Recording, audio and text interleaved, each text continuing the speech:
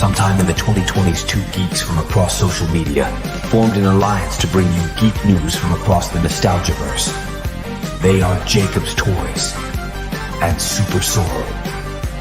So strap yourselves in for the weekly live show that brings you toy news, TV and movie reviews, special guests, opinions, tangents, and bad impressions. Reveals, releases, thoughts, and maybe dreams. So prepare yourselves for the Geek Week in Review. Live.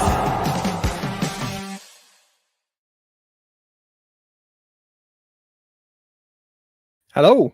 Welcome back. It's Geek Week, episode 142 with me, Jacob's Toys, and of course, the wonderful one and only SuperSorrell. If you're watching live, then do join in with the chat. Drop things in the comments and all the rest of it. We'll do our best to get to them as we go through the show. And if you're watching us on repeat, Sorrell, what is it that I need to put in the comments? Use the hashtag CatchUpCrew. Yes, the hashtag CatchUpCrew. Yes, episode 142. Can you believe it's 142 weeks that we've been doing the Geek Week, Mr. Sorrell? That's mental, isn't it? Absolutely mental. It is. It's all good though. It's been a big week for you though, hasn't it? It has been a very big week for me. It's big week. Come on, what happened this week? What's the big thing for you this week? Obviously, I've gone full time on YouTube now. I've now no longer have a day job. YouTube is my day job. That's amazing. Yeah, it's so amazing. Cool. It is. I am more tired tonight than I have been from having a proper day job. It's insane. Yeah, that's the difference. Trying to have a schedule is just nuts. Like, because obviously you have that feeling of I don't need to wake up. I'm just going to lounge around in bed for a few more hours, and before you know where you are, it's midday, and you're like, "Crap, I've done no." So you've got to proper have some determination and willpower to keep going and stick to a schedule. And I'm finding my way. 100%. No, man, it's good. Big things are coming, without a doubt. So quickly, we are supposed to have a special guest this week, and that's it's Chloe Hill. However, through technical issues and stuff like that, she's not yet here. So she might be joining us. She might not. Who knows? We'll see. But if she does, then that's fantastic, and we'll pull her in. But if technology gets in the way, technology gets in the way. But even still, we've got a lot to talk about this week anyway. So we will, we'll kind of just crack on and just kind of work our way through it. Any pickups this week for yourself? Obviously I got the zombies. I can't really grab them at the moment, but they're behind me. I got two of the big zombie packs from Home Bargains. I couldn't believe my luck today. I went to Home Bargains and they said $1.99. I'm like, I'm having that entire case. So I picked up an entire case of the Friendship Lasts Forever ones, which is like prom dress ones. And then the one behind it is the Wild Vibes, which I started collecting, but I was missing like 5. And one of my good followers called Brendan, he contacted me with all the codes because there's codes on the bottom. Oh, wow. And so I managed to find the ones that I needed. And the people at B&M were very kind to let me keep the box that they all come in. Oh, that's awesome. So I've got both of the display stands now to go with them, which I think is pretty cool. That is really cool. I've not heard of them. Have you not? Showing them? No, I hadn't heard of them. Hadn't come across them. They're a bit new. They're on the newer side of stuff. But they're by Spin Master, so they're like up and coming, and they're trying to compete with like LOL dolls and all that kind of stuff. Me and my daughter love opening them. 1 second, let me just grab some stuff because I've got some more pickups. The headset's off. Just quickly, while I saw was doing that, Mick Spector in the chat. We got Bethany Beth, Andy Roberts, Shelley started with a click. Good to see you all. Bethany Beth, I'm still a new regular. That's a very cool way of looking at it. But yeah, we appreciate it.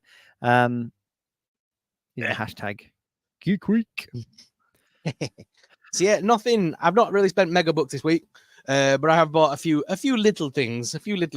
Everyone knows how obsessed I am with Monster High.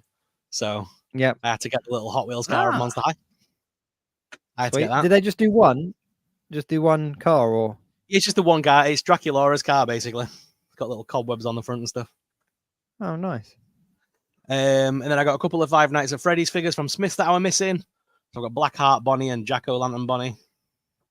Cool. So I was missing those. Those were $11.99 at Smith's. But my most favorite thing that I got this week that me and my daughter are going to enjoy doing together, Barbie? Well, Jurassic World Barbie What? So these are Jurassic World crossovers. All the outfits are inspired by the movie. They've got like dinosaurs on them. Like there's a T-shirt there that's got a raptor on it. It says "Clever Girl," and there's like a hoodie with the. This one's got a hoodie with a T-Rex on it. This says "I love dinosaurs" with a big Jurassic Park bag and big 90s visor and stuff like that. That's and they were cool.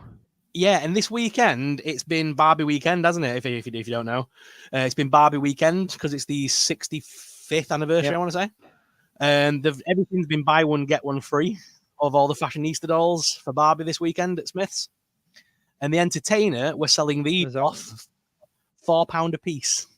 So these are normally about £8.99 to £10, and these are normally about £6. So got them both for cheap. Nice. So I'm a happy little boy. Nice. That's a crossover I didn't expect to see. Yeah, and I've just got to say, expect to see Jurassic Park and Barbie. This is completely not toy related, but just to make you laugh, I decided to buy one of those Reese's Pieces bunnies today. I thought it was hollow. I thought this thing was hollow, right? I thought it was hollow chocolate. So I got it, bit into it, and it was filled with peanut butter. The damn thing, listen to how much this weighs. It's like a lead brick. Wow. If I ate all that, I'd be sick. That's pretty cool. That is pretty cool. Lightning Collector 2021 in the chat saying, oi, oi.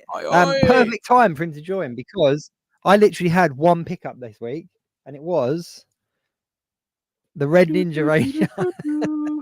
That's literally my one pickup this week. So I finally got red. So I've now got, I think apart from Tommy, I've got the full set, but I've technically got a White Ranger to stand in place. But I'll just move him quickly. You won't know this. If I move him quickly, you don't know this. The Daniel LaRusso. Yeah, but you now need Johnny Lawrence and you need Miguel, don't you? There's a little bit of you that does need him. Oh, you know what?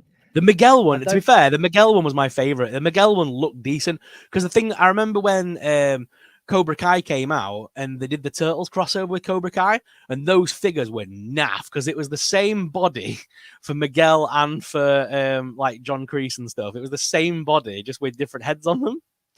So like Miguel was as tall as John Kreese, and it was like that's just not realistic. But yeah, then Hasbro made theirs, and to be fair, that I know they are pretty naff, to be honest. The legs and stuff don't really kick and things. They're a bit clunky.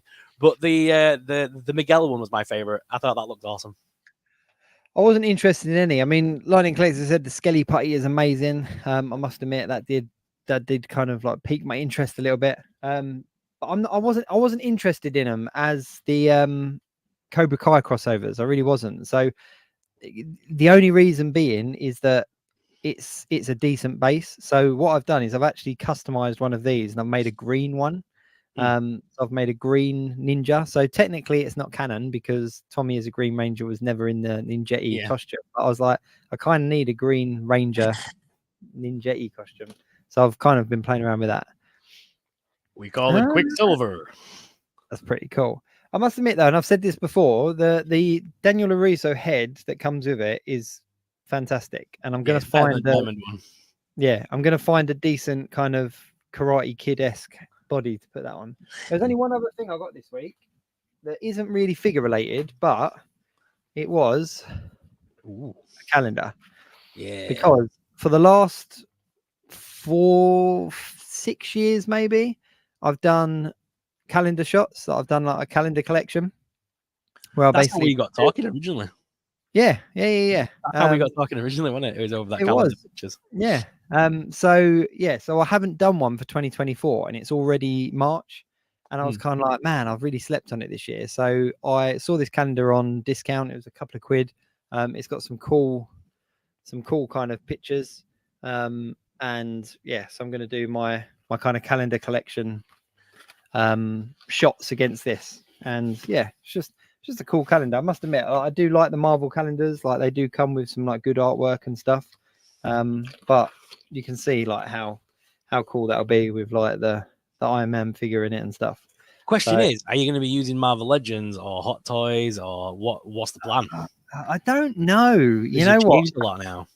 I know. I've done it Marvel Legends for the last however many years, and I've still got Marvel Legends for all of the figures in this particular one. I think the only one that I wouldn't be able to do. No, I could actually do them all. Yeah, so I've got Marvel Legends for all of the figures that are here. So I don't know. I think it'll probably be Marvel Legends just because then I can do all 12. I might do like a bonus one as like a Hot Toys one or something. Yeah. But there we go. So that's pretty much all I picked up this week. So been a bit of a quiet one. I can finally answer the question for you because I know when this was announced. Yes. Thanksgiving figure. You were asking about the hat and the face. Yep. So I can confirm that the hat is removable. Perfect. And these faces pop off and they just sit on it. It's so weird. There's no catch or anything. They just sit on the face, which is cool. And you get 3 different faces. You get the blood splattered one, which I'm using now, but then you've got the burnt one from the movie where he gets like all toasted up, and then you've got the regular one. But the best part I thought was underneath. He's actually got a balaclava, and you can see the eyes of the. Oh wow! So that's cool. It's not just a plain black head, because when they did the Scream one, you took the mask off Scream and it's just a plain black head underneath. So they actually went to the time to put an actual person under there. I think that makes a massive difference, especially when it comes to things like action figure photography. It gives it so much like more realism. versatility. Yeah. But yeah, no, that's really cool. And that looks cool, and it doesn't look like a mask just sat on the front, which is a plus. I do like to display it with the hat completely down though. Like most people saying tilt the hat back so you can see the face. I'm like, I think that looks really cheap. Whereas I like if you do that, I think it just looks so much more menacing. Like have the hat completely down. Yeah, it does. Can't see his eyes. Does look quite menacing. I'm still on my Jurassic Park kind of trip though. I still want to get some of the Amber collection, the Amber collection, but what I've come to find is that like figure wise, Amber or Hammond, the Amber one, the 6-inch ones, yeah. Figure wise, there isn't a huge amount of figures out there, so I'm still missing like the classics like Alan Grant, Ian Malcolm, Hammond, Nedry, Owen. Like they're the 5 that I haven't got, but there isn't much more after that. So there's only a bunch of there's only like a handful of figures. That's what 5. There's 8. That's 8 figures altogether. And the dinosaurs, I'm actually not fussed about. It's a really random collection of dinosaurs, so I want to get my hands on the different raptors. So I've got like 3 of them at the moment, and I want to see if I can pick up like 2 or 3 more. I'd like the Jurassic Park, the Jurassic Park 3 Raptor. That's a pretty cool one. But yeah, I don't know. I don't really want to pick up the Hammond collection because there's a lot more in that, and I don't want to kind of go down that rabbit hole. I was going to say the Entertainer have got them all on discount right now, so the Carnotaurus is like 15 quid and stuff like that. Okay, so the Hammond collection is definitely something I would consider, and I think yeah. But that's the thing. I think the thing I like about the Amber collection at the moment is that it is quite a chase because they're not readily available. And you can go on eBay and they're selling for like 50, 60, 70 quid a figure, and it's like ridiculous money for what they are. But I quite like the fact that you can't just go and pick them all up at once. Yeah. Well, one thing I was going to suggest was for you, because I know you've been enjoying doing the retro ones, haven't you? Yeah. So have you thought about doing the Camp Cretaceous figures? Seeing as how you're a fan of that. I looked at them. I did look at them. Are you talking about dinosaurs or the characters? Well, they come as 2 packs, don't they? So you get the figure and the dinosaur. Yeah. One I did see like a 2-pack, and the figures remind me of the old Kenner ones. That's why I was mentioning it, because they look like they would scale pretty well with the Kenner. I was in Smith's a couple of weeks back, and they had the big red T-Rex, like the repackage of the original, and it took a lot for me to not pick it up because I remember having that T-Rex. Like that was one of my favorite kind of toys at the time. Yeah, but I picked it up and I was holding it and I was like, oh, can I warrant it or whatever? But I think I'd much prefer to get the massive one, you know, the one that scales with the 6-inch figures, because my son's got the Brachiosaurus and it's massive, like absolutely massive. And yeah, so I'm debating getting the T-Rex to go with that. But on the back of the big red, there was 2 other packs displayed, advertised. And one of them was with Alan Grant, and one of them was with Ian Malcolm. And there's Dennis Nedry now as well coming out. And there's Dennis Nedry coming out, yeah. But I was like, you know what, that Ian Malcolm one I would pick up because it would go with the retro figures, because there isn't obviously an Ian Malcolm in that original line of 5 figures. Yeah. But yeah, I haven't seen it in hand yet. It's one of them ones that I think if I saw it in hand, I'd probably grab it. But yeah. Yeah, there is a thing going on right now. I'm trying to find it. While you're looking for that, I've got to give Lightning Collection a shout out massively. Look what he said. He's sending me a Green Ranger. The dude he's come through. Thank you very much, my friend. I'm much appreciated. But I'll talk to you about that outside of the show. But yeah, I need a green for my collection. I've gone back hard into the Power Rangers. I think the reason being for me, and this, I'm going off a little tangent now, but obviously I'm moving house soon, and I'm going to be setting up in a new room. So I've been in this setup for 3 years now, I think it is, 3.5 years, and I'm setting up a new room. And I've kind of been looking at my collection and kind of going, you know what, I don't want to have just all the Marvel characters out there.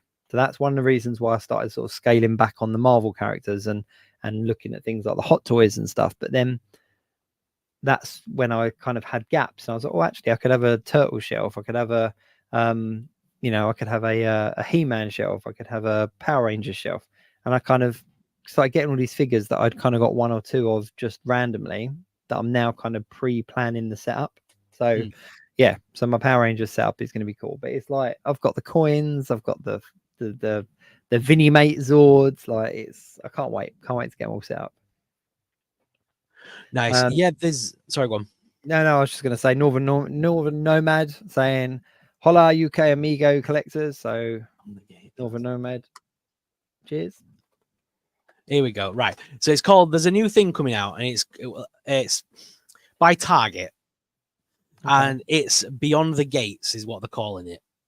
And basically, let me just put this up on the screen and you can all see what I'm talking about.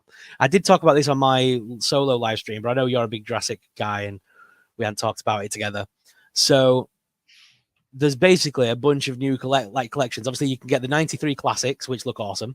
Then they've got the Legacy and the Hammond and the Jurassic World toys, but new gate crashes every month. So go Beyond the Gates on the 4th Wednesday of every month in 2024 to get first access to new and exclusive collector items. Welcome to Jurassic Park. And so look, we can see that on Wednesday, the 27th of the 3rd, we're going to get 1 new item for the Legacy collection. Then on the 24th of the 4th, we're going to get 2 new items for the Hammond collection. So they're sort of like unlocking things bit by bit as the months go on.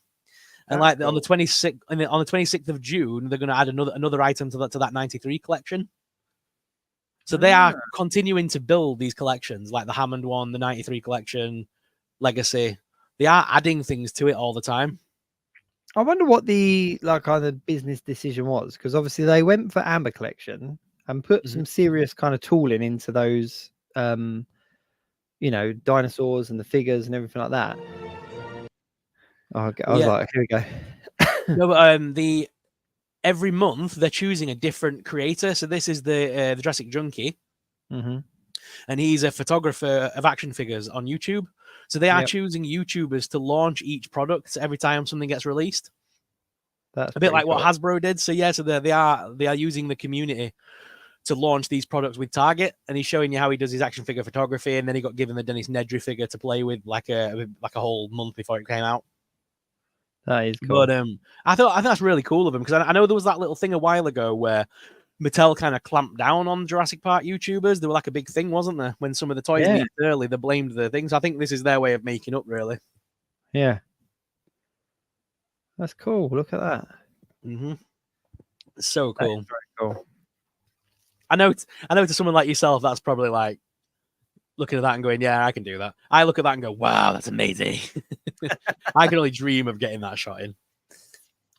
You know what though? That video there was a good example of I'm not at the level of some of the photographers. Like some of the I'm very amateur compared to some of the photographers out there. I mean, I can take a photo.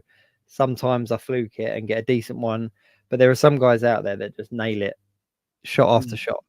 But that video there was a good kind of indication of kind of how you build up those photos. Like I think one of the common mistakes I made when I first started was thinking that the stuff in the background didn't count.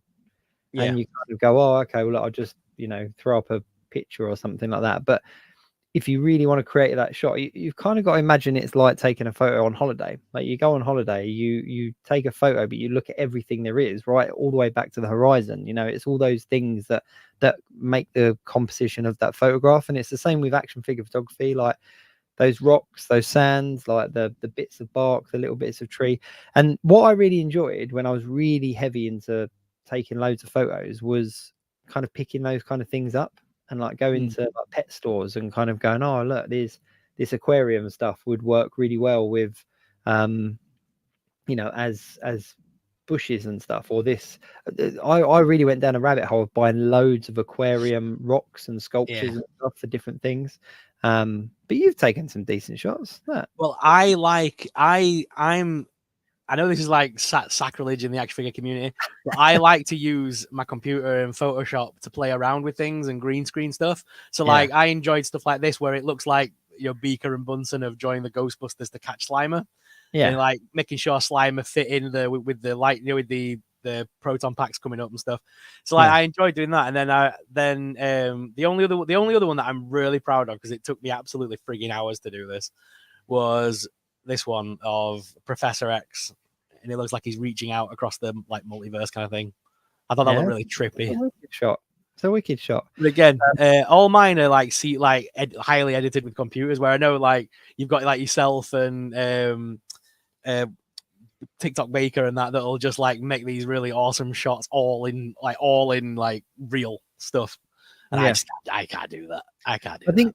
I joined the Articulated Comic Book Art Facebook group when I very first kind of got into it, and I first got my camera, because that was when I decided to kind of start really taking photos, because I was doing them on my iPhone and stuff, and I was like, no, I'm going to get a camera. So I got myself a camera, and I joined there, and then it was very much about kind of building the photography for the photos, and people were really critical, and some people took it really personally, but the group is all about being very critical to help you develop your skills. And you know what? There's some fantastic photographers and toy photographers on there. If you listen to the criticisms, like, it does help you kind of shape things, whether it's about angles, whether it's about, and I'm the same. I some of my earlier shots were all very much on kind of computer generated backgrounds and stuff, but a lot of the time I'd be putting a picture up there and people were like, this is a great idea, but what you've got in that photograph, you could have built up physically. You could have built that tangibly. I think I'm rubbish with, like, cause I know, like, I've got this one here where it's like, everyone always asks me what smoke I use to get that shot. And I'm like, that smoke is not even real. That smoke's not even real. It's CGI. It's all CGI. The figure was just on my desk. Oh, sorry, in that white box thing I've got, the white box. Yeah. With the lights turned up pretty high so I could green screen it. And then literally I went onto Google and looked up smog.gif, found one that was translucent that looked good, and then just stretched it out. And then put some behind, some in front to layer it up. It took a while, but it looks genuinely like real smoke. you could make that shot very, very easily. Tangibly. Like, there are so many, like, I love using smoke in my photos, and I use them in quite a lot because it just adds that kind of texture and that layer. But there's literally everything from I've seen photographers use things like vapes and stuff to create the vapor and the smoke. I've seen people use aerosol cans, like deodorants and stuff, but you can actually buy like fog in a can. Like, it's like haze. It's called haze in a can. And you kind of just spray it off and spray it around, and it creates that kind of illusion. I think my favorite thing is fire. Like, I love using fire in pictures, and you kind of get a can of Zippo liquid and you just sort of go to town, and you change the settings and the shutter speeds and that kind of stuff on the camera, and it just captures the fire really beautifully. And for things like Ghost Rider, for example, I've done a couple of Ghost Rider shots where I've used fire tangibly, and it's the little details that do make the difference in regards to like the light reflection on the figure and stuff that just can make a really cool shot sometimes. But yeah, I mean, I'm very much that I'm one of these guys that if however it is you're creating something, if that's how you want to do it and you're enjoying it and you're creating something at the end, then that is just as artistic and just as difficult or taxing or whatever as somebody that can build something up. Because like you just saw in that Jurassic Park video, like that came to here, that comes to him much more naturally because he's got the resources, he's got the experience of doing it. But if somebody takes a photo of their figure and they're so proud of it that they want to turn it into a work of art and do something like what you've done, that's no different. It's just a different form of media.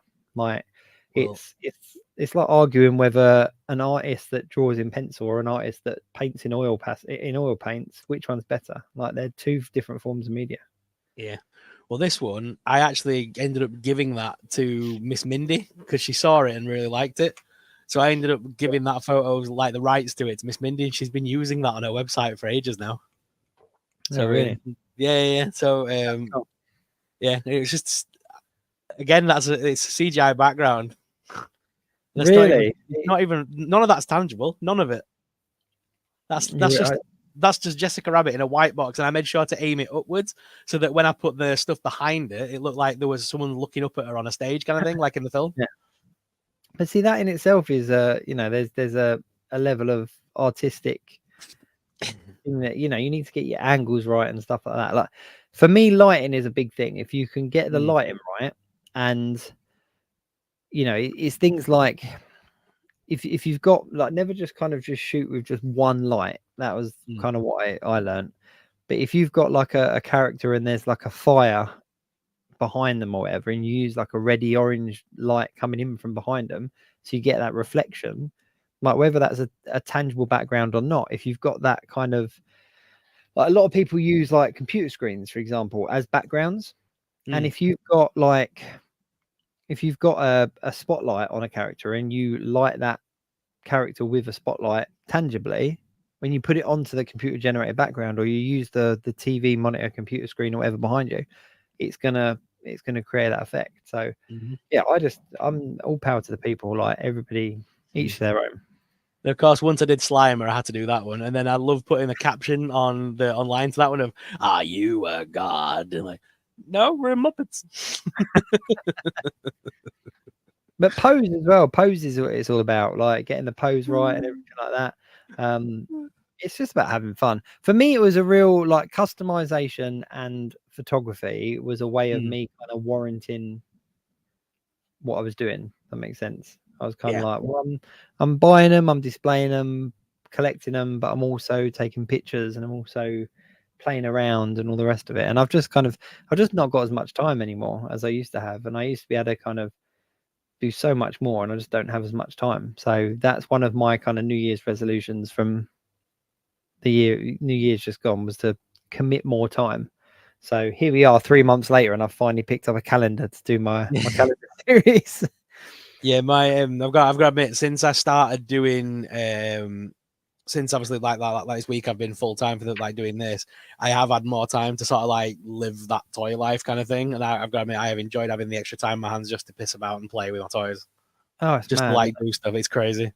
But yeah, like earlier this week I ain't got the memory card with me right now, but I went out with I took Gollum, Samwise, and Frodo up to Pontefract Castle. I saw that.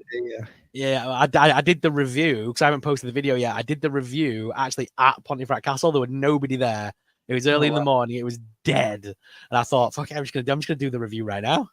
So I set my camera and just did the review in the grounds of the castle. And then when I was like doing the desk cam bit, it just looked really cool because they were like by this tree, and it's like really weird little shot, but it did look really cool because obviously all the castle stone really looked like Mordor. Yeah. That is very cool. Yeah, I must admit, like some of my favorite pictures as well. Like I took like a Namor figure with me on holiday a couple of times, and me and my eldest son like climbed down these rocks, and we found this really cool little bit where the tide was coming in, and I got some awesome pictures of like the water coming over the rocks like onto the figure. And after every photo, you had to kind of reset it because the water was knocking it all down and that. But it's just good fun. It's good fun. So yeah, no, I like it. I need to commit more time this year to them, and especially now I think I just got a bit stale because it was all Marvel, and I was just like, just it's the same things of, the same characters doing the same things. Whereas now I'm kind of picking up more of a range, like the Jurassic Park figures, the Power Ranger figures, Turtles. Like I'm looking forward to kind of what opportunities that might bring with photographs and stuff. Look at things differently. Yeah. So Street Fighter, I haven't even opened those. Yep. Still in the box. You need to get out your Spider-Man and Captain America and do Oh, it's all about Marvel versus Capcom. All about 100%. That was the main reason I first picked them up, and now I'm like, actually, it's just a really good line, so I'm just going to carry it on. And just for people that are excited, I know Lightning Collector might like this little bit of a nugget of knowledge, but when we got the Ryu and Chun-Li Power Rangers, and they didn't come with alternate heads. No, they didn't come with unmasked heads. They just came with the helmeted heads. Well, you'll be glad to know the Jada Toys heads fit on them perfectly. No modification needed. They just pop straight on with the hairdryer. So I'm going to post up some pictures tomorrow. But I was able to put the helmet under Ryu's arm and have Ryu's head on the body, and it looks great. Because obviously you get a spare head with both figures. Yeah. So yeah, I had a little bit of fun with that. Okay, I might have to be picking up the Street Fighter Rangers now. Oh, the Street Fighter Rangers are awesome. I like the Street Fighter Rangers, and I like the because obviously you got Cammy in that one as well, and then they had the Cobra Kai ones. I bought both of those series, and I right enjoyed reviewing them. Yeah, I might have to have a look at those. Let's talk about the week. What's been going on? Where are we going with? Should we talk entertainment or should we talk? Well, toys have been fun. I know you're a big fan of Ghostface, so I've got to show you this bad boy. Sorry, go on. Lightning Collector said I did think of having a look at some heads for him. Well, there you go, Jada Toys. Jada Toys ones fit lovely. You can actually still pick up Ryu and Chun-Li for about 25 quid, I think. 24, 25 on Amazon. Yeah, I've seen them on there. And they are good figures. Yeah. So Ghostface is getting a Walmart exclusive one. It's the Walmart Collecticon at the moment. Mm-hmm. But I had to show this one off because I love this figure so much. It's a complete different figure from the original one. So you're getting the chrome mask with this one as well. But not only that, you're getting the aged mask from the new movie, the devil mask. And you can see that he's got an actual body underneath. Look, so that robe's open. He's got an actual body underneath this time around. Like that, look. Which I think is pretty cool and different. But you can also do that with him. What? I know, it looks so weird. But I kind of like it, to be honest. And then, because it comes with all those masks, all those accessories. And it's the Inferno Ghostface. I do like the aged mask. I like the kind of modern looking Scream. Yeah, the one from the newer movies. That one. Yeah. The cracked mask. Yeah. I just like that design. I'm not gonna lie, I really did like that design. Well, it's that whole weird thing, isn't it? That they can't call it. It's not Ghostface from Scream. It's Ghostface the costume as a figure, because there's licensing issues to do with Scream and Wes Craven and the guy that owns the rights to Ghostface. Because Ghostface was a Halloween costume that just Wes Craven used in the movie. It wasn't designed for the movie. It was just a regular Halloween costume you could buy. So there's licensing issues. Can you imagine doing it? Can you imagine being the guy that designed it, and then that film comes out and you're like, that's my costume. Judging. Yeah. But yeah, there's been the Collecticon on, so there's been a few things like the you can get the Ultimate Casey Jones from the Ronin. I did see that. Ronin. I did see that. My favorite ones, though, I love these. So the Dungeons and Dragons, we did talk about this on another episode, but the Dungeons and Dragons have been re-released basically with their pastel color designs.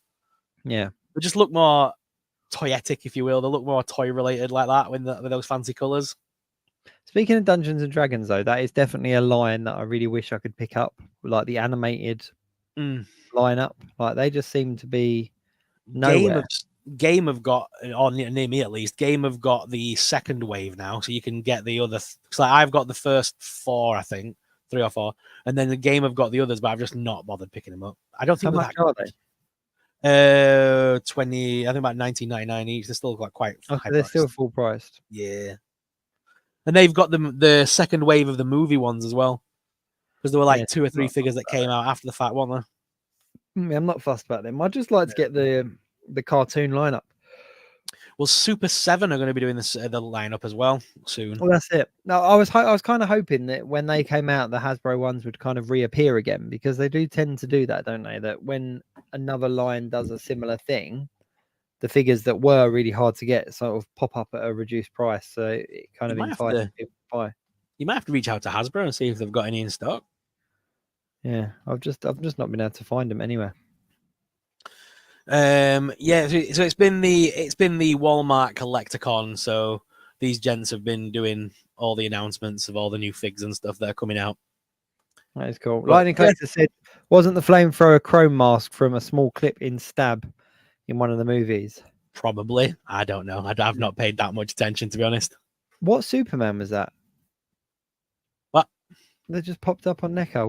What Superman was that? On NECA? Just then. It might have been when I switched screens as I was closing it down. There's not a Superman on NECA. Because NECA don't have the rights. That was what you were just on, though, wasn't it? I think you're thinking of this guy. So I flicked screens as I closed, so I think it showed you my other screens for a split second. You think of this guy? No. The blue Superman. Go back to the screen that you were just on. The one with the Collecticon stuff. Okay, hang on. Back onto Instagram and NECA. I swear I just saw Superman. Let me share this screen again so you can see. I could have sworn I just go down. Yeah, look. Oh, that's who it is. Oh, it's from the Toon. It's the Toonie ones. Oh, okay. The Toonie Terrors. They've got the Toonie classic lines. Yeah. I literally just saw like the red and blue as you went through, and I was like, what? Hang on. What have I missed? Yes, it's the Toonie classic lines. You've got Pee Wee Herman and Ace Ventura. I like the Bill and Ted ones. The Bill and Ted ones look cool. Yeah, and the Teen Wolf and stuff. But yeah. Oh man, I got really excited there for a second. I was like, what? I thought you saw the blue Superman teaser. Superman blue. Yeah, no. The McFarlane ones have not been exciting this week. No. Same as how that 90s Aquaman that nobody liked with the false arm that when they tried to beef up Aquaman and make him more manly. Well, you can get him as an action figure now. Yeah. I had the same feeling. I was like, meh. It's going to be part of a Justice League builder wave as well. So I really struggle. I really struggle because, for all intents and purposes, I really like DC characters and I like the Justice League and everything like that. But I just find myself really struggling to kind of pick up figures to represent the characters I like. Yeah. Like, there's a Hot Toys. Sorry, go on. I was going to say there's a Hot Toys Christopher Reeve figure that came out that I would have in a heartbeat.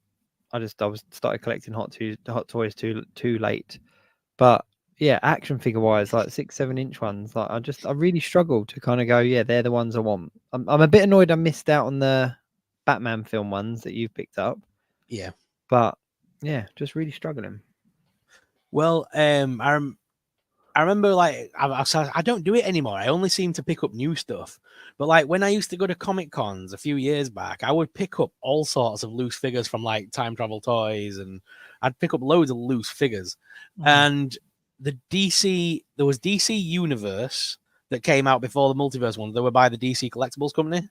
Yep. And I used to pick them up because they were the better representation of the figures. They were about just short of 6 inches.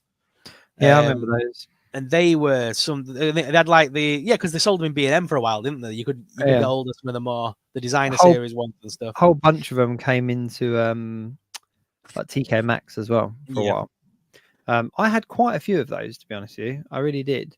Because I managed to find characters like Gentleman Ghost and all these random ones that you just don't see very often. No, I used to pick them up from like Forbidden Planet as well. But yeah. Northern Nomad said, Sorrell, do you mean Mattel DC Universe Classics? No, it weren't the Universe Classics because I couldn't afford those. They were always a lot more money. I'm sure that it was like I had a mixture of like designer series, essentials, and like those kind of ones. But I was picking them up loose, is what I'm saying. So like, I was able to get them pretty cheap because they were loose. Like time travel toys would sell them for like £3 and £4 or £5 a go. You know what I mean? When they're normally 18 quid a pop, it's bargain. Yeah, definitely. I had quite a few. I did have quite a few. I used to pick them up from Forbidden Planet as well. That was it for toys, wasn't it? Is there much else? There's not much else really. There were a couple of things, but nothing major. The one thing I do want to talk about tonight, did you see the final trailer for Fallout? No, like the full story trailer. No, it looks amazing. Okay, I wanted to wait until I'd spoken to you about it because I didn't. We've been hyped about this, and I was kind of like, I know that the trailer's out there, and I didn't know whether to watch it because I didn't want to be disappointed. So I was like, I'm going to wait. No, it looks amazing. They've captured the game perfectly. So the trailer basically gives you the idea of what this is about. Have you ever played Fallout? Briefly, when I worked at Game. So like it gives you that whole idea of the girl that's in it. She's called Lucy. And she's obviously lived in the vault her entire life. She like her father and mother would have gone into the vault during the Cold War, you know, when Russia fired its dukes on America, and they've been down there like 100 years or whatever. So like she's now a young woman. She's grew up only in the vault. She doesn't know about the real world, and she's stepping out into the real world for the first time. And you're basically uncovering the world with her, just like the video game. Yeah, and it just like they had all the music, like the old style, like the old school music. I want to set the world on fire and all that kind of stuff. Amazing. Johnny Cash playing and stuff. So it was all like oldie, and it just captured the game perfectly. But the reason I'm getting excited is because McFarlane actually announced that they're going to be covering the license for it, and they're giving us a bunch of stuff. So these are the first stuff they've announced. Yes, the first stuff they've announced is their Movie Maniacs line. So the three main title characters, Maximus, Lucy, and I can't see his name, the Ghoul, they're all getting figures, which look awesome. Are they figures or are they statues? They're kind of movable statues. So like he has got some articulation, but not much. You can kind of move his arms around and swap his head over. Yeah, the kind of movable statues. But for me, as a massive fan of Fallout, I want the Lucy one because she's the Vault Girl, so I want that. Yeah. And my favorite thing was, if I just keeps flicking through, they're doing Vault Boy. You know the Vault Boy, the bobbleheads. Yeah. Hang on, are they the boxes? The box turns into a diorama. Yep. That's yep. Cool. God, they put loads of pictures out. I love the Movie Maniacs line back in the day. Oh my god! Let me just come out of there and go zoom. So this is taking forever. Here we go. So they've also released the Vault Boy, which I definitely want a Vault Boy. That's cool. As a fan of Fallout, I want the Vault Boy. That's very cool. Obviously, he's the big mascot for the game. Yeah. And not a lot of people know what he's doing. Everyone thinks he's winking and giving you a thumbs up, but that's not what he's doing. What's he doing then? Do you not know? No. Do you not know what that is? So basically, if a nuclear bomb goes off, you close one eye and you put your thumb up. If the nuclear bomb is outside of your thumb, you're in the radiation zone. If you put your thumb up and you can't see the mushroom cloud, you're safe. So that's what he's doing. That's what they're doing. They're seeing if he's seeing if when the blaster's gone off, he's seeing if he's in the radiation zone. Wow. That's what that means. It's very dark, but that is what that means. That I always thought it was just yep. That's what everyone thinks. It's not. It's to see if he's gonna get radiation poisoning. That's cool. Bethany Beth said he sold out quick. He did. I've got mine. I've got my pre-order, and I'm happy. Yeah. So there we go. But yeah, the TV series looks absolutely awesome, and I can't wait for it now. I'm well hyped. Yeah. 79 Steely Matt said, "Where's Chloe Hill?" We don't know. She's not been able to join in this week, so we will get back for another week. So unfortunately, she's not with us this week, but she'll be back on another show, and we'll let you know when she's coming in. But Yeah, it's annoying because I want to chat with her because she's got the remote control Ghostbusters what do you call it, trap that got discontinued. She's got one, oh, has she? and I'm really jealous because I want it. Oh man. It got discontinued because when the thing pops up, the 2 pieces of plastic are flying. So like they were frightened it were gonna like damage kids. But no, it's a really decent RC, and it's the trap from the Ghostbusters movie on wheels. Yeah. So I want one, but she picked one up. I think it was at London Comic Con. Oh, nice. But yeah, Sounds no, like a stalker now, doesn't it? That sounds really bad. We'll sort out with her another time when she can make it. Yeah. These things happen. We've had a guest on every single week since we started this year. Since beginning of 2024, we brought a guest in every single week. And we are currently going through our next repertoire, is that the right word, of guests. So we'll be announcing some other guests coming up. So moving on to entertainment news. Yeah, what did you think of the announcement of all the episodes for X-Men 97? Very enjoyed it very much. Yeah. Hang on 2 secs before we go into this. John Hood just said in the comment, hello everyone, any updates on Pocket Goblins? We are going to talk about Pocket Goblins on this stream. We will definitely get to them. We'll talk to them about a little bit later. Right now though, we're talking about X-Men 97. I thought this was very clever, to be fair. I really did think this was really, really clever. It's a very good they've definitely gone down the retro vibes line for this release. Yep. Which I think is really, really clever. But we've still got quite a way to wait. We've still got another 10 days? Yeah, exactly 10 days to the day. So I don't think we're going to be let down.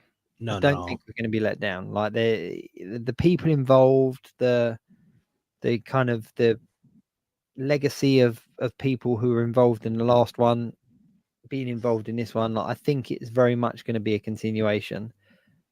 I get really scared when something so popular gets so much hype. But I think we're okay. I think we're in safe hands. Yeah, and I've got to say that book I picked up, the X-Men 93 Omnibus, is definitely worth picking up. If you're hyped for this, that's definitely a comic book worth picking up and reading beforehand. It's just pure nostalgia. It's just obviously it's the artwork that looks just like the TV series, so it's great. I really enjoyed it. Yeah, I've seen a few comments online that people are kind of complaining about some of the voice acting being different, like, you know, Jubilee sounding different and stuff, but it's been 30 years. Yeah, I'm like, you know what? Because obviously they've recast a lot of the original characters, original actors, but there are some new characters. There are some characters that the voice actors unfortunately are no longer with us, so they've kind of had to recast those and stuff. Obviously, we haven't got Charles Xavier in this one, as far as we're aware. It's, you know, it's a long time ago that it finished. It really was a long time ago. So the fact that we are getting another series now is brilliant. Like, how can... Just to remind people, it's like when people say Carl Dodd sounds different. It's been 32 years. He's going to sound older. Yeah. And for all the people, sorry, go on. I was going to say, the dude is the voice of Wolverine. There's no two ways about it. Before Hugh Jackman was Wolverine, Cal Dodd voiced it. It's the voice that we all hear. When you look at Wolverine, you hear that Cal Dodd iconic animated X-Men voice. Hugh Jackman definitely went for that voice when he did the role. You can tell he instantly went for that gruff, all right, bub. He went for that kind of voice because that's what we all know as Wolverine. I think that's why he worked so well in it. But it's also as well the only reference point he would have had. Like the only kind of like vocal reference point he would have had for the character would have been the animated TV show. Like, yes, of course, there's the odd other animated shows here and there and stuff like that, but this would have been a huge reference point for him.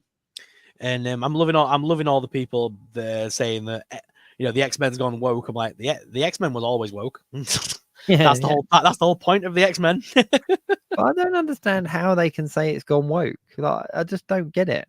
Well, no, because the X-Men is a reflection on, you know, civil rights and, you know, racism, and that's what the whole thing's about. That's Yeah. what it was made But for.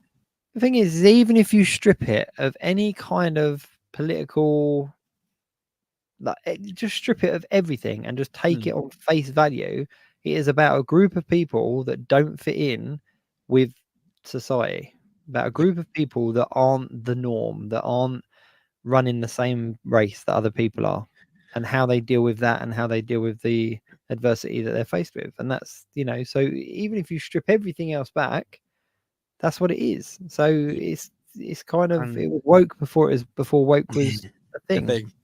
But yeah, like, just to quote, Stan Lee said, Marvel is a reflection of the world outside. Whatever's going on in the world outside, Marvel will reflect that. So, I mean, I think they're just being true to Stan's image and idea by having characters that are different and, more modernized. I'm not mad at it. I know everyone's like going about the whole morph thing and all this crap, but I'm not bothered. The X-Men has always been a bit weird. So, I mean, I'm not, there's no new there. But we also don't know the story yet. We don't know how these things are going to play out. Like, people are kicking off about Morph, but I've interviewed Eric and Julia, and they both said that Morph was created for the show to be killed off. That was his whole reason for existing in that first episode, to make it very realistic and to make the threat level real. And so he's back. Like, is this even going to be the same Morph? Because we've obviously seen different versions of Morph in the comic books and stuff. Like, you don't know. Like, this looks more like the Morph from the Wolverine movie with Charles Xavier, doesn't it? The white-faced Morph with the bald head and but about this particular no, I've lost my train of thought. What the hell was I going to say then? Nope, I'm getting old. I've come into a room and I forgot what I was going to say. I'm very excited for it. We've got what, 10 episodes? Yep, and that was it. The best part about looking at these names is we're getting 2 episodes to kickstart the whole thing. To me, my X-Men and Liberation begins. But I'm loving the fact that the finale is a 3-parter, because those 3-parters were the best ones when they're growing up, like the Phoenix Saga, Apocalypse. Those were the best ones growing up. So, I mean, I'm excited to see what they do with this 3-parter. I really hope it ends the same way that it used to, with the to be continued. Yeah. Previously on the X-Men. Yeah. I'm just excited, but I'm also probably the same as you. I'm really excited to experience this with my kids, because having experienced it the first time around, sort of as a kid or as a younger person anyway, for there to be a new series coming out after such a gap and to be able to experience it with my kids, like, this is exciting. This is a cool, next level kind of thing. I will be sat down that morning with a big bowl of cereal ready to watch it. I can tell you that. Yeah. It's got to be watched in your pajamas with a bowl of cereal. Might even sit on the floor in front of the TV. It's the only way that you can watch X-Men. Like, I was going to tell my kids, no one sit on the sofas, on the floor, eat the cereal, shut up and watch. Right? There's no such thing as a pause button. If you need a wee, go now. Right? it's starting. So, oh god, yeah, I'm excited, and I really like that they're doing these retro stuff. Like, they're it almost feels like they're throwing it back into the 90s, as opposed to going, here's a new series. It's kind of like, here's the series that you never saw. Kind of, that's how it feels. Yeah, and I've got to admit, this last week I've been on a proper X-Men kick. There's a little bit of me that was even looking at the Marvel Legends 97 line. I can't lie. There's been a little bit that's like, because I love the X-Men. But I actually went back and rewatched all the movies. I've sat and watched them all over last week. Oh, really? Mm-hmm. Well, I've been working. I've had them all on it background, and it's not as bad as I remember. The Dark Phoenix one's pretty naff, but I mean the Days of Future Past is my favorite by far. That is a brilliant movie. The Age of Apocalypse isn't that were a bit naff, yeah. Listen, they're all a bit naff, but that's fine. Like, that's okay. Once I finished it, because I was on the Fox section of Disney Plus, the Mutant Legacy, I think they call it. And as I got to the end of all the X-Men's, it then come up like, Do you want to try Deadpool? I'm like, yes, I do. And I sat and watched Deadpool 1 and 2. And I forgot, Deadpool 2, I forgot how many jokes are in that movie, how many one-liners he comes out with through that movie. He literally, everything he says is a quip. Yep. The Like, Deadpool films are some of the films that I've watched over and over again. Like, that I could put it on now and just watch it. Like, yeah, absolutely love them. I've not watched Deadpool 2 since the cinema. I watched Deadpool 1 like 1,000 times. Wow. But Deadpool 2 I've not seen since the cinema. I went to cinema twice to see it. I saw the regular version, and then I saw that weird PG-13 cut they made where he's telling the story to a kid in bed, which was the weirdest thing on the planet. It's the kid from Neverending Story, isn't it? Yeah. So I've seen both of those versions, but I haven't watched it since then. So when I put it on the other day, so many jokes I forgot about. Speaking of movies, though, like we've got Netflix, Prime, Disney Plus, like all of those kind of things. So we've never had like Sky Cinema, but as part of the kind of, hey, you've been a Sky customer for a million years, like let's give you something. They gave us Sky Cinema for 2 months. There's a lot of cool stuff on there. And I'm not going to lie, there's a lot of cool stuff on there. But I was just browsing through the back catalogue to see what I was going to watch, and there's a new Critters film. Is there? Yeah, it came out like last year. Wow. Like it's called Critters Attack, I think it's called. And man, it looks like a dumpster fire, but I'm really intrigued. So like I watched the trailer and basically there's like a girl babysitting, and then they see like the meteor land. But there's like a good critter. There's like a white one that's like all good on their site. It's mental, but it's like the proper 80s style. You found it? You've Googled it, have you? I am. I'm looking at it. Who is the dude with the quiff? What is going on? Oh, I know, right? But it's very much like it's obviously not got a huge budget, but it kind of works. And similar to what we're saying about X-Men, is it feels very much like a continuation. I didn't have the mental capacity to watch a really bad movie at the time, so I was like, I need to just put this on my list and watch it later. But it was I loved Critters as a kid. Amazon this week released that new John Cena movie, Ricky Stenicki. Started watching it. That is hilarious. Have you watched it? Yeah. Yeah. I didn't think I was gonna like it because it's got that guy. I can't remember. I don't know his real name. It's the guy, the ginger guy from that podcast with Bobby Lee. Because they do a podcast together, don't they? It's him, and then it's Zac Efron. So when I saw the cast, I was like, "This is going to be a bit naff in it." And then John Cena just being weird. But amazing. He's such a funny actor. Like, but after seeing Peacemaker, like this is his like genre. You know, the really raunchy kind of tongue-in-cheek kind of comedy. Well, did you see that he launched an OnlyFans this week? John Cena. Yes. Launched an OnlyFans. And it's hilarious. It's not what you think it is. So all the titles are really suggestive, like John Cena choking on balls. And it's like John Cena like eating sweets that are in the shape of balls and going stuff like that. It's all tongue in cheek. It's all stupid. And like John Cena made loads of money on it though. John Cena eating a banana seductively, and it's like just him looking at the camera going, like eating a banana. That's so it's funny. The weirdest thing on the internet, but people are paying for it. People are paying the $7.99 a month to watch him do this weird stuff. That's so funny. I can only imagine what conversations were being had at WWE when he did this. Like, John, what are you doing? I'm giving the people what they want. That's madness. That is madness, though. But I think, like, to be fair, if you said to me, someone set up an OnlyFans account that you like, who do you like? You would never guess who set up it. I'd probably say someone like John Cena. Like, yeah, he seems to just kind of, I don't know, since the last couple of kind of roles he's had where we've kind of really shown a bit more of that kind of comedic side of him, he's just kind of run with it. Do you know what I mean? And people seem to love it. But I think he's hilarious. I think he's really funny. Oh, at this point, he's unfireable. That way. He's doing too well in Hollywood. It's a bit like The Rock. He's one of them characters that he can get away with it. Yeah. They're doing a Peacemaker series 2 as well, haven't they? They started that. Oh. They're starting that later this year. So is he staying within the DC universe then? Is Peacemaker staying? I don't know, but they definitely do it. I mean, in the end of the day, James Gunn did Peacemaker. They're not gonna sack off Yeah, the kind of first big thing he did in the DC universe in the, so I think Peacemaker's there. But then it does beg the question, is that how many of the other Suicide Squad members, how many of the other things that those things cross into, like how does that work?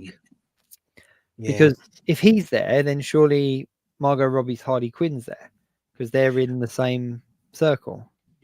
I love her version of Harley Quinn, but I think it's time to come to an end and get a younger actress now. Oh, I agree. I completely it's time agree. for I think the Suicide Squad movies that have come out are funny and they're good, but it's time for someone else to take on the mantle now and do it properly. Yep. No, I completely agree. I think that I want a Suicide Squad movie set in Arkham Asylum where they have to bust like that. Have you seen the cartoon one where they have to bust into Arkham Asylum to kill the Riddler? Yep. That is an amazing movie. Yeah. There's a very weird cartoon sex scene between Harley Quinn and Deadshot in that, but we'll put that to one side. Yeah. That was for the that was for the adult fan. Well, yeah, a bit like the Harley Quinn and Batman movie where she basically has it off with Nightwing and he doesn't even want to, and she forces him. DC animation's weird. It's very twisted. I just want to see King Shark as King Shark though. Properly. Like I like Killer Croc in the first Suicide Squad. I didn't mind him at all. I thought he was quite cool. And I like the look of King Shark in the more recent one, but then I was kind of like, you kind of did him dirty. I wanted him to be a little bit less dumb and a little bit more. Do you remember him in Flash? Yeah. That was what I wanted to see in the movie. I thought Flash when they first introduced him in Flash, I was like, yeah, this is cool, and like Grodd and all that kind of stuff, like all of those big monstery characters. I was like, this is cool. But then on the big screen, we just kind of got a bit of a joke. Well, Suicide Squad itself became a bit of a comedic joke, didn't it? Oh, massively. I don't think they knew what to do with it. I think they liked the idea of it. They just didn't know how to handle it. Yeah. Because the comic books aren't funny. The comic books aren't comedic. That's what I've never understood. You got Harley Quinn, who's a bit nuts, but the rest of it, it's a pretty dark comic sometimes. Oh, yeah. And I think that first one, they had enough, well, even the second one, like they had enough names tied to it that they could have really done something big with it. Yeah. But I think that's why I'm looking forward to the Thunderbolts movie, because I think that's essentially going to be like your Marvel version of Suicide Squad. So with lots of fake Russian accents. Yeah. But there's two actors that were cast in that have had to pull back from it because of scheduling, and they're not the main ones. They're the new people coming on board. It was what's his name from Walking Dead in an undisclosed role that everyone said was Sentry, and somebody else. I can't remember, but they're two kind of technically at the moment undisclosed roles. But the rumor is that we're going to see Sentry, but obviously he's the Void as well, isn't he? It's like the darker side, and that kind of stuff. And it's going to be the darker side takes over, and the Thunderbolts are going to have to go in and kind of rescue him. But we're still going to get Red Hulk. Red Hulk's got to be announced as, because we've seen the leaks, we've seen the rumors when it comes to Captain America's Brave New World. So I'm just looking forward to seeing Red Hulk on screen. I think Red Hulk on screen could potentially be the next big thing for Marvel that kind of gets people interested. That's what I think. I don't know. I don't know if that movie's going to do that well, to be honest. What, Captain America? Captain America's next movie and Thunderbolts. And I don't know. I'm holding too hype for Deadpool and Secret Wars now. I'm holding out hope that the new Captain America film is going to be a big one. I really am.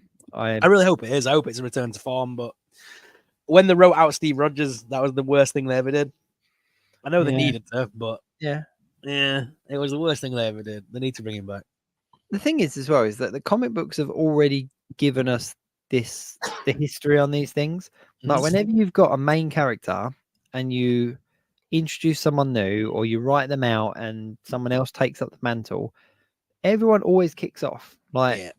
In the history of comic books, when they've replaced a key character with somebody new, there has always been controversy. There's always been people complaining. Never has everyone gone, oh yeah, brilliant, just in time. We needed to get rid of Steve Rogers or whatever. You know, there's always that controversy. And then what kind of happens is it kind of goes kind of full circle, and then that person becomes the next big thing. But yeah, there we go. Stephen Yen. Thank you very much. Wet Boy 40 / Graham. Stephen Yen from The Walking Dead was the actor who had to pull out from playing the Sentry. But they hadn't officially announced Sentry, but supposedly he had been in and done a costume fitting and everything and was really hyped about it. But no, I don't know. After watching Glenn on Walking Dead get his head bashed in by a baseball bat, I find it very hard to see him play in a Superman level character. But thank you very much, Wet Boy 40. Appreciate that. Talking of films though, I know I messaged you. Like, I rewatched The Fly recently, and I love a bit of Jeff Goldblum. Like, but The Fly and The Fly 2 were films when I was younger. I used to watch them all the time. Like, I just thought they were amazing, and there's something very therapeutic about late 80s big head Jeff Goldblum in a sci-fi film. Like, if you have not seen The Fly before, go and watch it. It is just, and I was terrified as a kid, like terrified of the idea of, oh, what if they make these transporters and a fly gets in or a bug gets in and then I'd turn into something. But it's just amazing. But my favorite part, which I sent you a screenshot of, was the big high-tech computer that he had. Like, he takes this girl back to his like loft conversion, and he's kind of showing off to her that he's done this. He's created teleportation, and he kind of pulls this thing back and exposes this computer. And obviously at the time in the 80s, it was supposed to look really kind of funky and like space age. But when you look at it now and you're like, oh my goodness, what is that? But no, if you want to go on a retro kick, I highly recommend going and watching The Fly, 100%. But talking about computers as well, I was watching Terminator. Oh God, Did you see that there was a deleted scene in Terminator 3: Rise of the Machines where what's his name? Oh, here we go. Look, you put it up. Look at that computer. It looks like something you play Pong on. Look at the computer. My favorite though is the big metal grate, like for no apparent reason. There's just a big fan area, a keyboard. Like, look, it's just. But what's mental, right, is that this is in the 80s, right? So 1986, 1987, I think. And that computer there was supposed to be like futuristic and like space. that controlled the teleporters. Yeah. There's not even a touch screen on it. You know what I mean? The concept of a touch screen, like, they hadn't even thought outside of the box that much. They just thought, what can make this look more futuristic? Put some metal bits on it and some flashing lights. Whereas if you look at like, can you imagine the concept of an iPhone compared to this? It's just nuts. But an iPhone is probably more powerful than that. Oh, a million times. An iPhone 1 probably more powerful than that. But that to me is Jeff Goldblum. I love that kind of stuff. It's like, you know, like when you watch The Matrix for the first time, and the speed that Tank is supposedly hacking things. Yeah, you're like, he's basically the dude's just doing that. Yeah. Like, what are you actually doing there, pal? There's no way that is a computer command. Terminator 3, Google it. Google Terminator 3, Rise of the Machines, deleted scene, right? And it's basically a deleted scene where they're kind of like introducing Skynet and everything. And it shows Arnold Schwarzenegger as like the soldier. Oh, the soldier, got, like, yeah. Southern accent. And then like the guy in the kind of chair goes, the guy in the chair goes, I'm not too sure about the accent. And then one of the other guys talks in Arnold Schwarzenegger's voice and goes like, we could sod that. Like, it's just so cheesy. But what cracks me up, 79 Steely Matt said Rise of the Machines was 2003. Wow. That does make me feel old. But what cracks me up is that it's obviously all AI, isn't it? It's all artificial intelligence and stuff I was looking so, at it and thinking that isn't real. Look at that. Yeah. It really is. It's so cheesy. So cheesy. But they obviously deleted this scene because I suppose if they had left it in, it would have just made an absolute joke of the franchise even more. Yeah. But what cracked me up as I was watching it is I was like, they're all talking about AI, and basically they switch on the computers, don't they? Switch on Skynet, and the computers take over. The artificial intelligence kind of takes over, and they just obliterate humankind. Fast forward to 2024, and what do we use AI for? Yeah.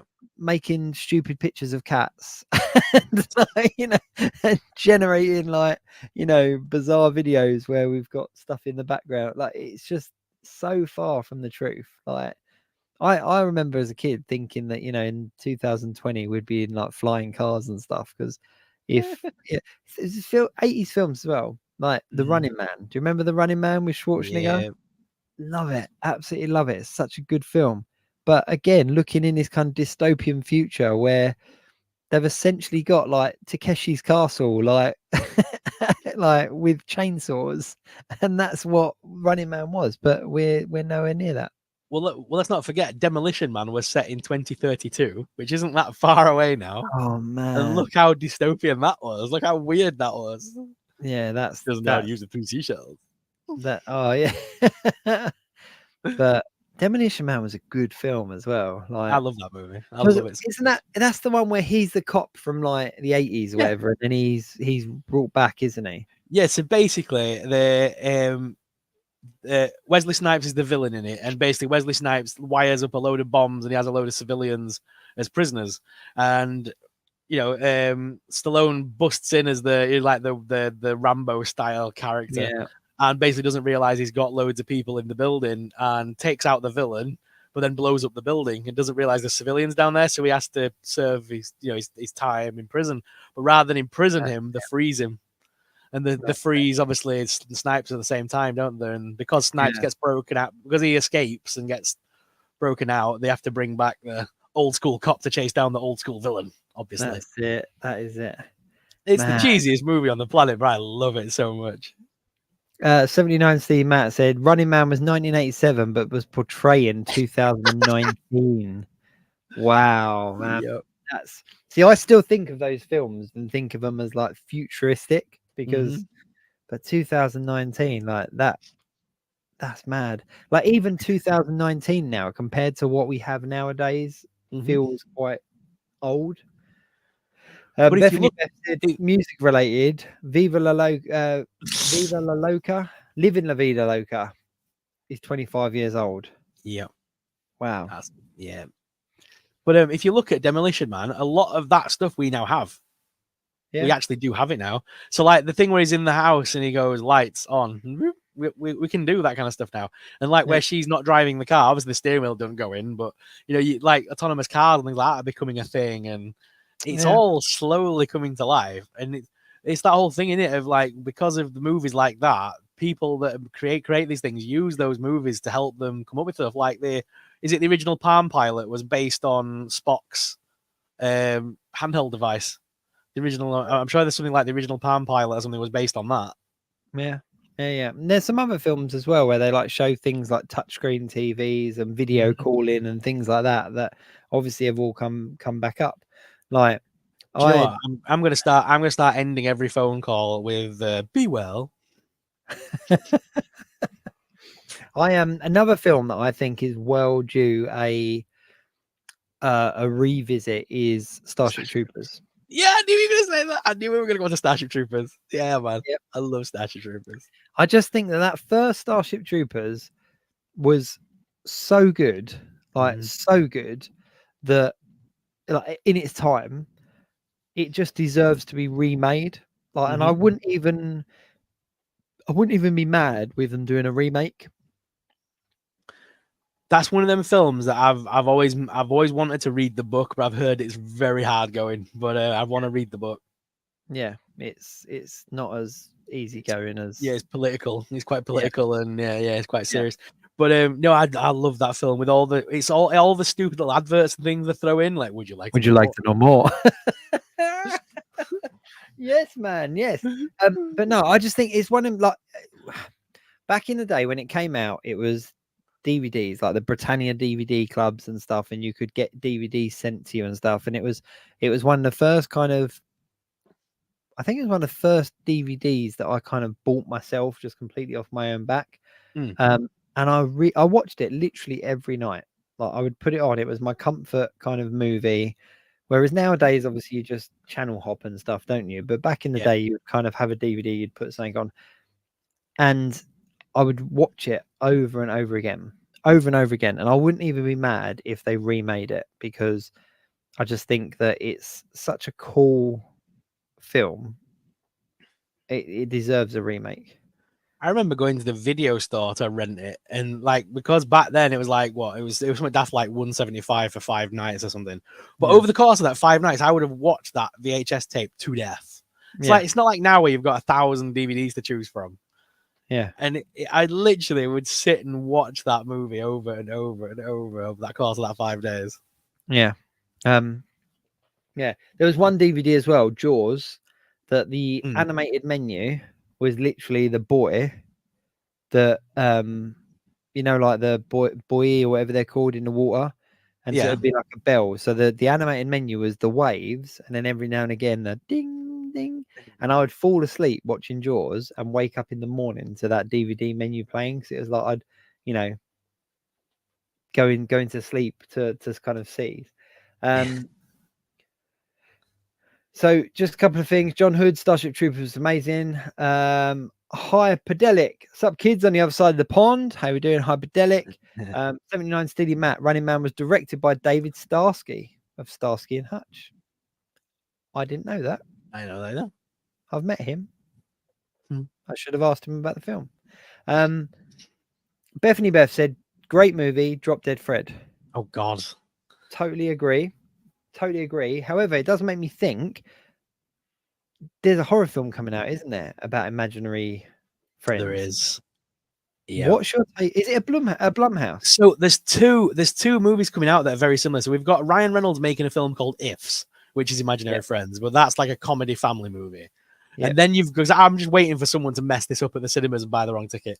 And then we've got another film coming out called Imaginary Friends. And then it's a Blumhouse movie, I believe, and it looks proper dark. It really does. It's like, quite scary. Tapping into kind of that kind of subconscious fear. Like, yeah, it does look dark.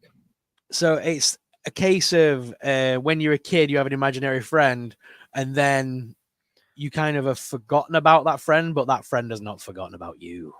No, it's that kind of concept. So it's a bit sinister. Yeah, and like obviously they take control of like, so like if you imagined your imaginary friend was that teddy bear can come to life like Chucky style. Yeah, from what I've seen. No, it looks but dark. Loads of YouTubers and TikTokers have been doing it, haven't they? Have you seen it? Like everyone on TikTok, you see it all the time, don't you? They're all using the same sort of script. Have you seen them? Yeah. I had an imaginary friend as a child. Like, oh, get on with it. Being paid by Paramount. Not that I wouldn't. I would never stoop so low. Let's have a look. Craig Charlesworth in the comments. I first saw Demolition Man when my uncle bought a corner shop near Wigan. He did VHS rentals so he could watch any film we liked, and when we visited. Also saw T2, Falling Down, and Drop Dead Fred. Man, there's some dark films. Like Falling Down that's an intense film. Awesome film, but very intense. There's a film that it's such a weird movie, but have you ever seen Drop Dead Gorgeous? Remind me. With Kirsten Dunst and Denise Richards. So it's basically a beauty pageant. Yeah. Have you seen that movie? That is so dark. It's like a mockumentary.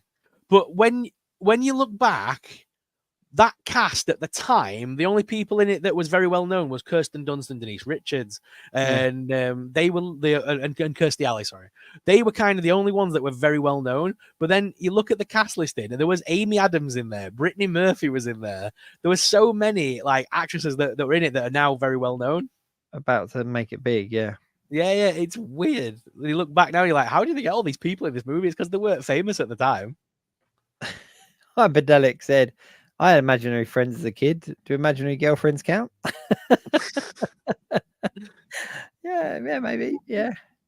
But yeah, and then he said, "How about Drop Dead Fred? That was dark. It was a dark film. It was a dark film. When you actually go back and watch it, because I remember it being a fun film, and it was one of them ones where I was like, oh yeah, gotta watch this with my kids. But then there's things like, you know, when he's going like drop the fridge on her head and all that kind of stuff. It's like a dark movie. Like that kid, if you take out if you use the concept that the imaginary friend is in her head and it's not like a real person, the internal voice in that kid is seriously dark. Like they need therapy. Like hands down, they need therapy. But while we're talking about imaginary friends, I don't know how I'm going to segue imaginary friends into Pocket Goblins, but we are into the last couple of minutes of the show. We do need to talk about our Pocket Goblins campaign because we are in the very last few days, aren't we, Sorrel? We are. We are into the last 5 or 4 days. I don't know where the counter is at the moment, but 5 or 4 days. We're definitely into the last week of Pocket Goblins. And we're not there. We are not there. We know that we're not there. And it's been a bit of a roller coaster. There's been some highs, some lows, some learning curves. I mean, things could still change. We could still hit the mark. You know, we've still got those days left to kind of, you know, get the extra backers. But yeah, we appreciate everybody that has obviously backed and supported and shared and all the rest of it. What we would say is if you are interested, if you're kind of want to support the project, then do jump on, make that pledge, make that kind of back, and help us kind of bring it to life. What are your thoughts? Where are you at with it, Sorrel? I'm still in the mind of we've still got 4 days to go. There could be we could definitely get some FOMO going on and get a few more in, but yeah, I think we might have to go away and rethink this one and come back strong later on in the year. Yeah, it's a weird one, isn't it? Because you can't. I mean, we're over 60%. We're over 60% funded, which in itself is a huge achievement for us because we've never done anything like this before. We've put a lot of wheels in motion to bring this project to life. So it isn't just a case of we've kind of set a Kickstarter up and if it funds, then we're going to start working on it. We've been working hard on this now for quite a few months. So there is definitely a Pocket Goblins campaign there. There is definitely a Pocket Goblins opportunity to be had. So we are really hoping that we do reach the funding. But if we don't, we're not going to be defeated. We appreciate that it is a learning curve. So yeah, we're not going to fully give up on it. But we're not being defeated yet. If you're interested, head over there, just search Pocket Goblins on Kickstarter, make your pledge, back the project, help us get that a little bit closer to the goal. We only need a handful more people to kind of join in, and we might just make it. It'd be good. It'd be good to make it this time around because we have got, like we said, we put certain wheels in motion and we've got stuff ready to go that if we do make it in the next 5 days, those things are going to start coming to fruition. But it'll be a shame if we kind of have to wait and it'd be a shame if we have to wait, kind of go away, come back because it kind of delays a lot of things. But yeah, it would be good. It would be good. But I don't know. It's been an interesting ride, hasn't it? But 100%. yeah, but I don't think there's much more that we can do. We, you know, obviously we appreciate everybody that has supported us so far. Hopefully there's a few people waiting in the wings. The bizarre thing is it's got a really large following, haven't we? We've got a really large following of people that are following the project, that are commenting, that are messaging, that are kind of invested and involved in kind of back and forth and that kind of stuff. But that's not kind of translated into backers. So there's all these people kind of in the wings, kind of, you know, stepping around it, but they haven't converted into backers yet. So it could be that just in the last couple of days we do get those people convert, but we would really like to see it come to fruition. But we'll have to see. Yeah. But it's definitely something. Me and Sorrel have got. You know, it's like it's our little project, isn't it? It's our baby. We're not just going to let it go. We're not going to just let it go. No, it will. If he doesn't film this time around, it will be back later on in the year at some, in some form or another. We will definitely be rethinking it. Yeah, 100%, 100%. Are you ready to end the show with a bit of a laugh?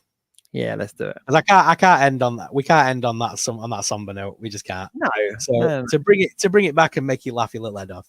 So we've had Cocaine Bear. We've had Cocaine Shark.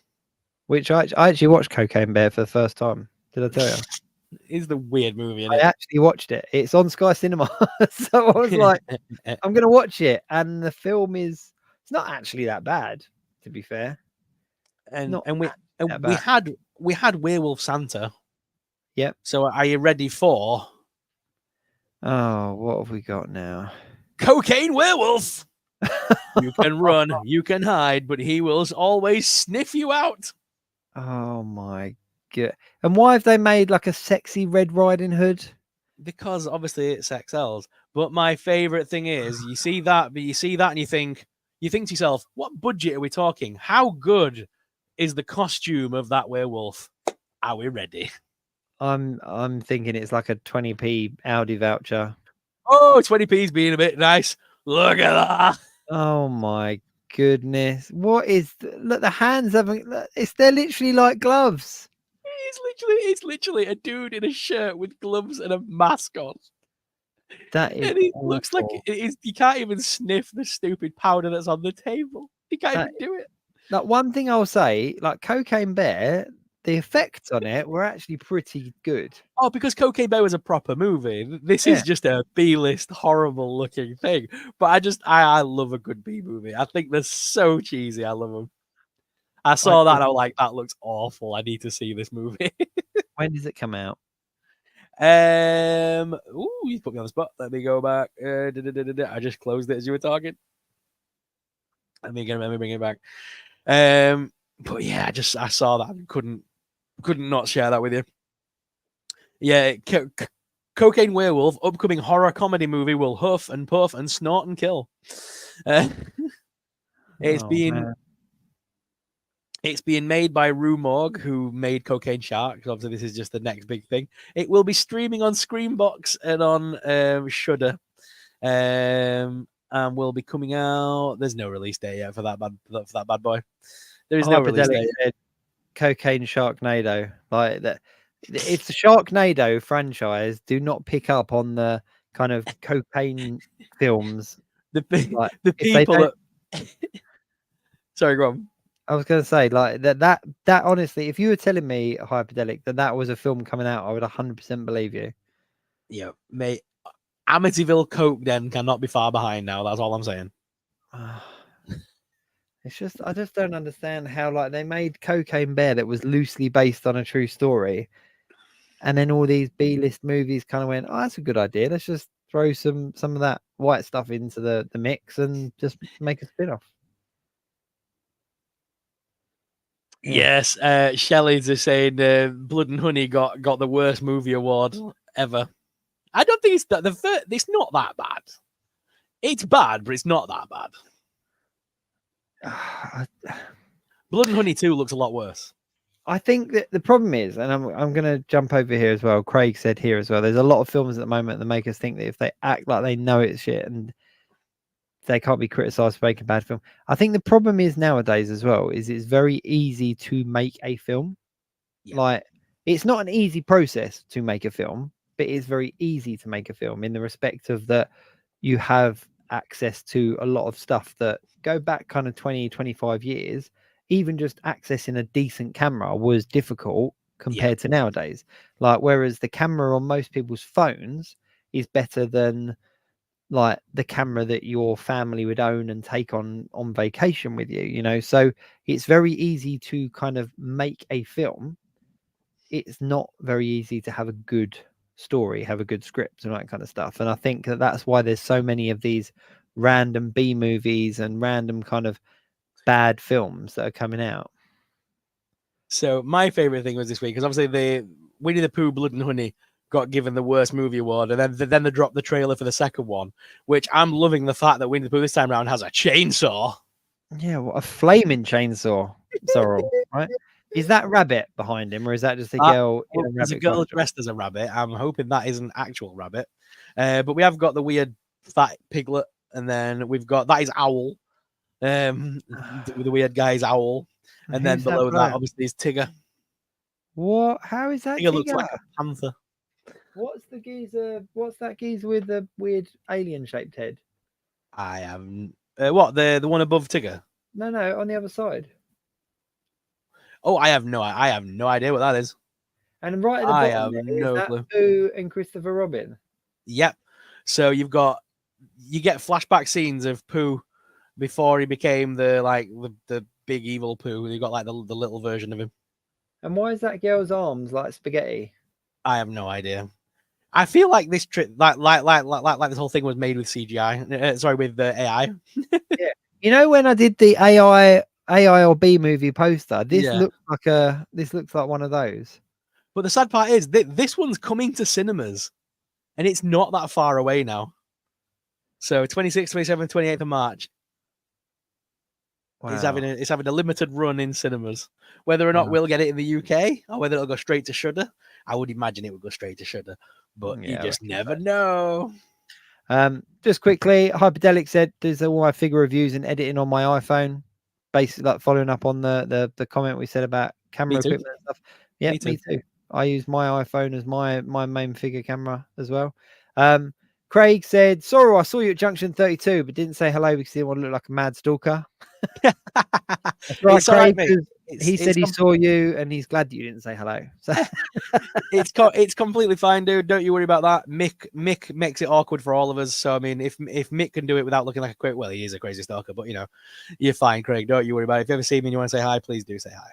You want to do one of these, you want to always carry around a prize in your pocket, and then you have something that somebody needs to come up and say to you. So if they see you, say the phrase that pays. Yeah.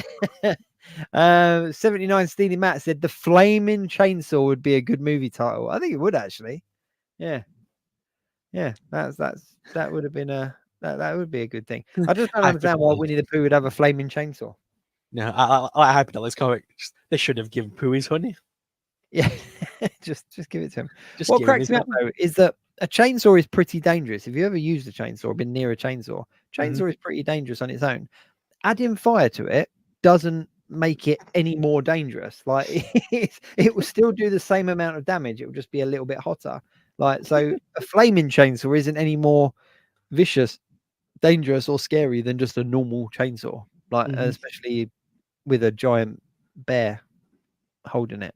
Like, yeah. I have noticed. I would say I have noticed just before we go that obviously that they're holding out for a third movie, aren't they? They're definitely holding out for to make that into a trilogy because they've not used Rue yet. They've not used Rue or Kanga, and they've still got a couple of characters they could throw in like Heffalump and things like that. So they are the third one will be Heffalump without a doubt. Without a doubt, Heffalump. Elephant Man. Yep, but that's what I'm thinking. The Heffalump will be some kind of mutated, like, because, and just quickly, Hyperdelic said, but a flaming anything is always cooler. Yep. But if you think about the actual Heffalump story in Winnie the Pooh, like the Heffalump is scary. Like there's a real terror element to the Heffalump. And I'm not talking about the kind of 2013 Heffalump movie where it was all fluffy and all. The idea of the Heffalump was that it was a monster in 100 Acre Woods. Mate, you've been on the Winnie the Pooh ride at Disney, haven't you? Yeah, this is what I'm thinking. That is the most trippiest thing on the planet. Yeah. You start out and it's a lovely blustery day and the kids are going, oh, this is nice. And you're going, oh, this is nice. And then you suddenly go into Tigger's abyss where it's jet black. You can't see a thing except Tigger's face going, let's bounce. And then your car starts bouncing all over like an absolute figure. And then you go through the thing and all of a sudden you're in Winnie the Pooh's nightmare with all these big giant things going with the sticking their tongues out and going, boing. Well, it's going to have a lump. It's very confusing. Like it's if you did that ride on acid, you would have a bad time. I think even if you did that ride sort of half cut, you would have a bad time. Need to have some edibles and go to Disney World. Heffalump is definitely coming into the third one. That's I'll put money on that now. That's what they're holding out for. But There we go. But I think that is about it for the show. We're going to end on that comment. Flaming anything is always cooler. That's my favorite comment of the show. Thank you very much, everyone that did tune in today. Shelley said that she had to drop out for a little while. Her cat had an asthma attack. Oh, I hope your cat's doing all right. So yeah, we do appreciate everyone that's tuned in today. Unfortunately, as you can tell, Chloe Hill wasn't over. Cyril's just in a fit now. Chloe Hill wasn't able to join us today, but we will touch base with her and get her back on one of the upcoming shows. These things happen, and yeah, we've got a whole plateau of guests lined up, which we're looking forward to bringing on, and lots of exciting things coming up. I don't know what I've got the mind of a child, and that just sent me off. It's almost as bad as when Bethany were telling us about the cat lair. That was just it was too much for me. That I just skim read it, and I just had a vision of the cat with a little pump. So, we're joking, Shelley. We hope your cat's okay. Anyway, thank you very much for watching. If you're watching on Catch Up Sorrel, what do they put in the comments? Hashtag Catch Up Crew. Hashtag Catch Up Crew. Ladies and gentlemen, boys and girls, everyone in between, thank you very much for joining in this week. We do appreciate you.